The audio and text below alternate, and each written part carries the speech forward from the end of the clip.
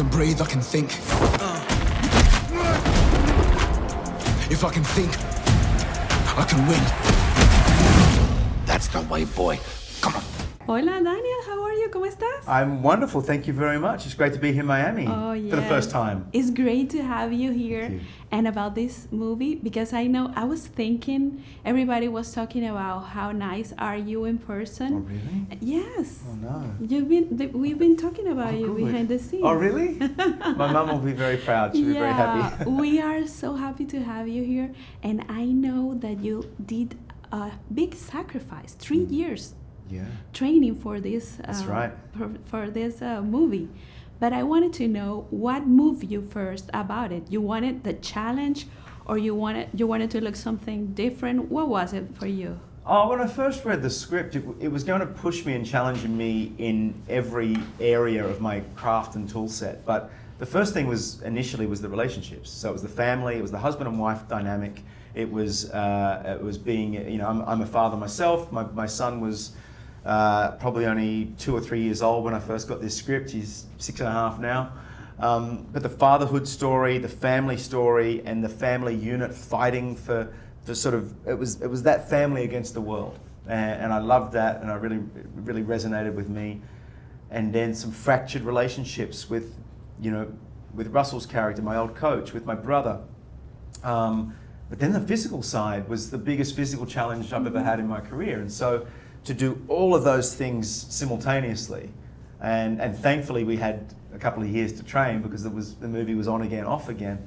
But it stretched me in every aspect of my career and my skill set and my toolkit, physically, emotionally, and everywhere else in between. And did you feel at some point that you were like a Superman? Like, if I can do this, I can do anything. The one time I felt like Superman was because I'd have 2 hours in the morning to put my cauliflower ears on, and when we were shooting in Thailand in front of 10,000 people, and there were 3 world championship titles at the one championship event that we shot at, and we're all staying in the fighters hotel, and we were using the sauna and the gym. But at the breakfast buffet, when I had my cauliflower ears on, all the real fighters would look at me and go, and I'm like, I think I'm tough. And the next day I had no ears, and they were like, Oh. So that was the first time I felt like vaguely like I had a superpower. But no, I came out of it with nothing but respect for the men and women that do it for real, because I was, I put my body on the line. I broke just about everything and tore just about everything, and was limping for basically for the year after. But these men and women that do it for a living are extraordinary. Yes. And how much of that we see in the movie is real blood, real sweat? Real sweat. Yeah, most of it, to be honest. My dear stuntman, Michael Gale, who's a really good friend of mine, we live right next door to each other in Sydney. I said, I'm really sorry, man, but I don't know if you're going to be too busy on this job, because I've been training so hard. And thankfully, when I did need him, which was towards the end of the shoot, and I'd torn a muscle off the bone, he was there to step in and save the movie. But in terms of real blood and real sweat, it was a lot of that. Yeah, it was. Oh, great. I love that, the intensity, and we can see it in the movie. Yeah. But also, there is a part of your character that looks very intrinsic. It's somebody that has a lot in his mind, and he takes all that to fight. Yeah. Is that the beast mode that you can translate that to a beast mode? Something I think so. I wanted to make Patton a very deep internal character. So there was always lots churning on his mind. He carries the world on his shoulders. He carries fatherhood and marriage and the brothers' relationship and his past and his relationship with Sammy and Rose, and he carries the weight of everybody else's responsibilities and expectations on his own shoulders at the detriment of his own needs.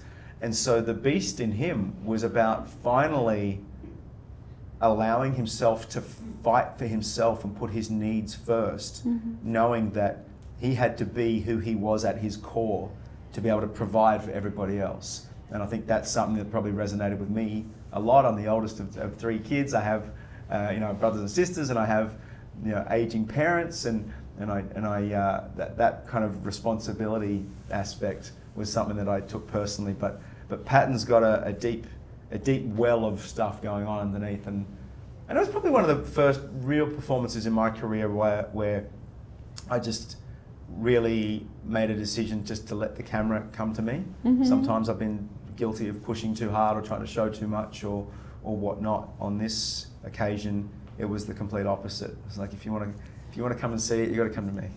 Oh, Yeah.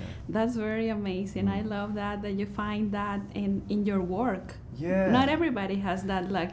No, and you know, I feel 27 years into my career, I still feel like I'm at the very beginning. Mm-hmm. I still get to work opposite people like Russell Crowe and Luke Hemsworth that are at the absolute top of their game, and so we constantly inspire and learn from the greats like Russell to continue to elevate and refine, and you know, I want to keep going for the rest of my life, and I feel like I'm still at the beginning.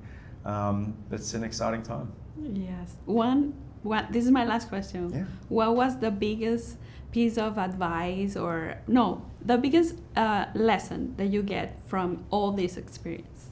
Something that you've been carrying on for. Wow. What's the biggest? Else? The biggest lesson was from Russell, and he just gave me this little piece of advice in one scene, and it was the tiniest little change.